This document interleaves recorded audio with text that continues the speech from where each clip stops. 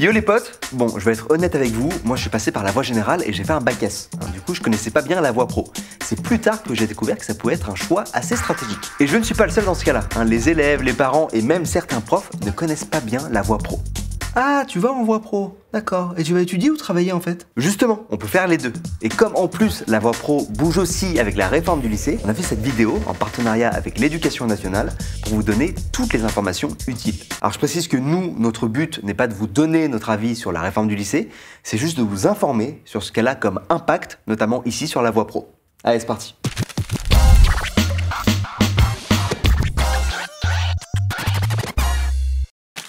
En général, c'est en troisième qu'on se pose la question de s'orienter vers un lycée professionnel, une filière technologique ou une filière générale. Et c'est un choix qui peut vous mettre la pression.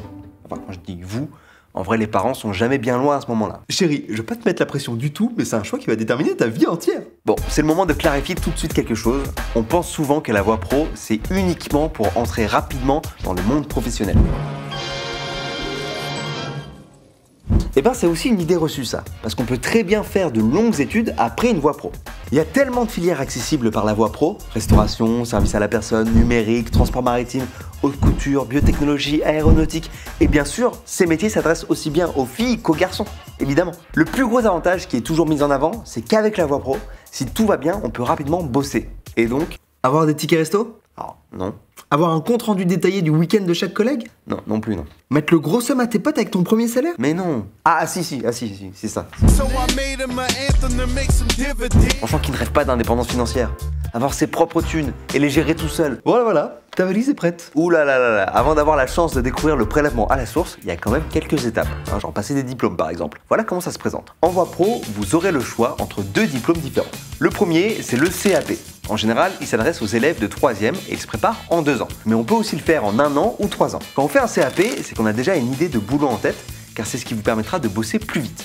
Il n'y a pas que le CAP en voie pro, il y a aussi le bac professionnel. Et il se prépare en 3 ans et permet de bosser directement ou alors de continuer les études dans le supérieur, par exemple avec un BTS ou un DUT, une licence pro ou même un master pro. Alors, précision importante, si la voie pro vous intéresse mais que vous n'avez pas forcément d'idée précise de métier, c'est ok. Dans le cadre du bac pro, on vous demandera de choisir une spécialité ou une famille de métiers pour votre rentrée de seconde, et non pas de préparer un plan de carrière sur vos 40 prochaines années. Certaines spécialités sont regroupées par famille de métiers, et c'est cette famille de métiers que vous devrez choisir quand vous entrerez en seconde. Votre spécialité, vous la choisirez en fin d'année, quand vous passerez en première. Je vous mets les précisions en description. Et la grosse différence avec la voie générale, c'est qu'en seconde, vous passerez entre 4 à 6 semaines en entreprise. En première, c'est 6 à 8 semaines, et en terminale, ça passe à 8 semaines.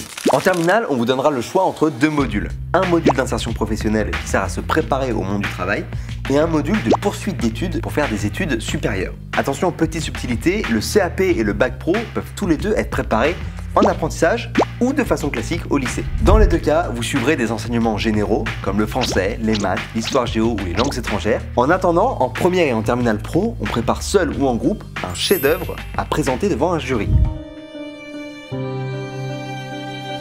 Alors là, l'idée, c'est plutôt de réunir tout ce que vous aurez appris au lycée pro et en entreprise dans une œuvre en lien avec votre spécialité évidemment, genre exposition photo, circuit touristique, court-métrage, création de recettes, site internet, événements, coiffure spéciale, etc. etc. Voilà, j'espère que ces quelques infos vous ont aidé. Mon conseil, c'est que la meilleure voie, c'est tout simplement celle qui vous correspond le plus et qui vous permettra de mettre un pied dans le monde professionnel que vous visez. Allez, moi je vous laisse avec un petit récap des différents choix qui s'offrent à vous après la 3e. Vous avez soit le lycée professionnel qui aboutit sur un CAP ou un bac pro, soit le lycée général qui aboutit sur un bac général, ou enfin le lycée technologique qui aboutit sur un bac technologique. En tous les cas, si vous êtes intéressé par la voie pro ou si vous êtes déjà en lycée pro, dites-moi comment ça se passe en commentaire, ça va intéresser du monde, j'en suis sûr.